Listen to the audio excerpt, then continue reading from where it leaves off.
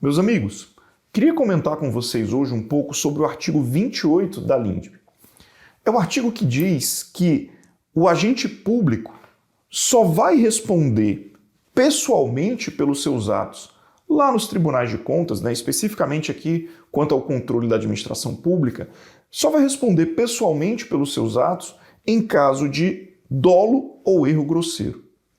Ou seja, a decisão do agente público dentro do processo administrativo, a opinião técnica do agente público dentro do processo administrativo, ela só vai ser responsabilizada pessoalmente, ou só vai gerar uma responsabilidade pessoal ao administrador, se ele tiver agido com dolo ou erro grosseiro. Em cima disso, a gente consegue encontrar várias decisões do Tribunal de Contas da União e também dos Tribunais de Contas estaduais sobre essa atuação do gestor público. Imagina, por exemplo, o prefeito que, dentro da administração pública, delega poderes ao secretário e o secretário realiza determinados contratos. Então vamos imaginar o secretário de Educação que fecha um contrato superfaturado e nessa atuação do município. Ora, eu posso responsabilizar o prefeito. Por exemplo, esse contrato deu um prejuízo de R$1 milhão ao erário municipal. Será se eu posso responsabilizar o prefeito por isso? Será se eu posso responsabilizar tanto com multa como com o ressarcimento ao erário de R$1 milhão do prefeito? O prefeito tem que pagar R$1 milhão, devolver para os cofres públicos?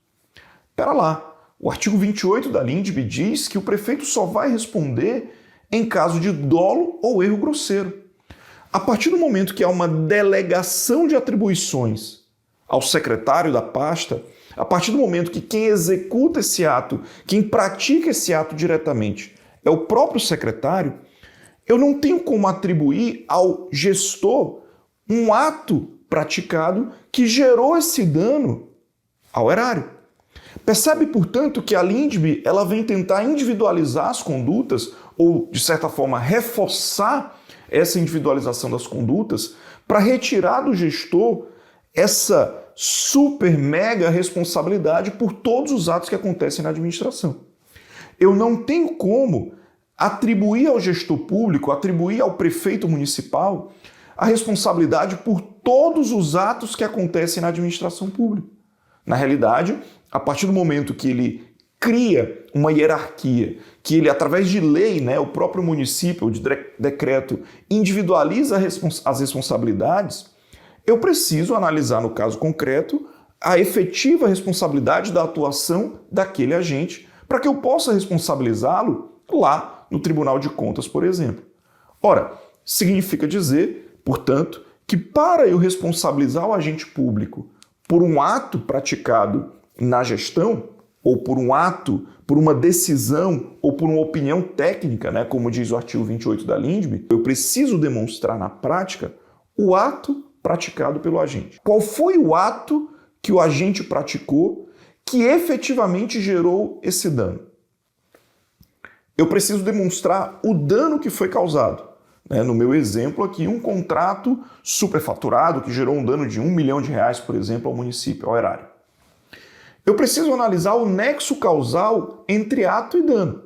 Ou seja, qual foi o ato praticado pelo gestor público que efetivamente gerou esse dano? Ah, não, ele delegou a atribuição para o secretário. Tá, mas quem contratou de forma superfaturada foi o secretário.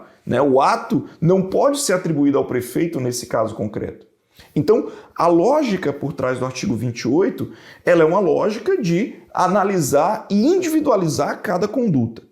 E mais, não basta o ato, o dano e o nexo causal entre ato e dano.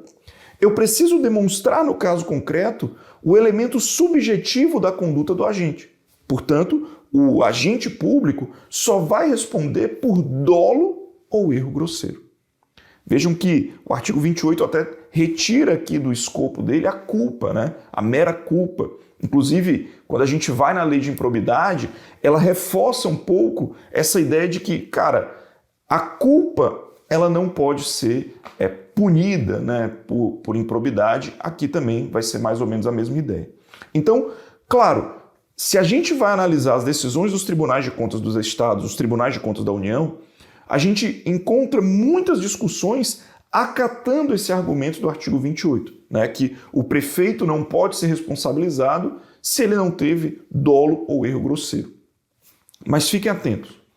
É bem interessante também, e aqui eu trago como exemplo uma decisão até recente do Tribunal de Contas aqui do estado do Rio Grande do Sul, que é uma decisão que fala que eu não posso utilizar o argumento genérico da LINDB.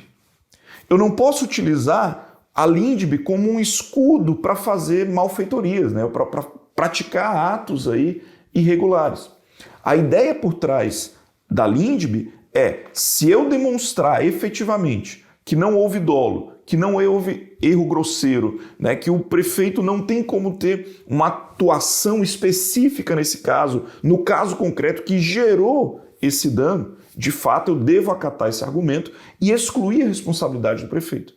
O que não significa que eu possa utilizar esse argumento como uma mera falácia e o tempo todo me proteger num escudo da LINDB, mesmo o prefeito tendo atuado de forma arbitrária, tendo atuado de forma lesiva. Então, é necessário se analisar o caso concreto e, principalmente, se realizar uma atuação efetiva no Tribunal de Contas, uma atuação efetiva perante o Ministério Público para produzir provas que serão utilizadas nessa construção desse argumento da ausência de responsabilidade, eventualmente, do gestor por inexistência de dolo ou erro grosseiro.